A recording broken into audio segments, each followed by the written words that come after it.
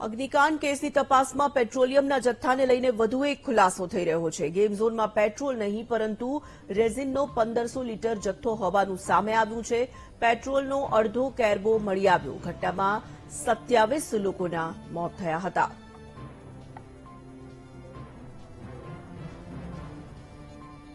સંવાદદાતા શનિ મૈયર છે રાજકોટથી ફોન લાઈન પર।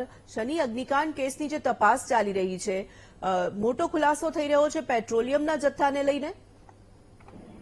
તોરણ જેટલા વાત કરવામાં આવે તો રાજકોટમાં ટીઆરટી ગેમ ઝોન અગ્નિકાંડનો જે મામલો છે, 27 લોકોના મૃત્યુ નીપજી ચૂક્યા છે।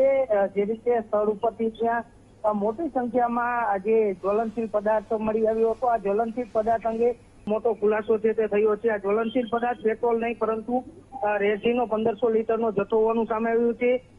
સાથે સાથે ત્યાં પેટ્રોલનો પણ અડધા લીટરનો જે કેરબો છે તે મળી આવ્યો છે। આ સમગ્ર બાબતને લઈને પોલીસે તપાસ હાથ ધરી છે। મહત્વનું છે કે આ રેઝિનનો જથ્થો આ લોકોએ ક્યાંથી ખરીદ્યો હતો તેને લઈને પોલીસે તપાસ હાથ ધરી છે। જી તોરણ। ધન્યવાદ શનિ।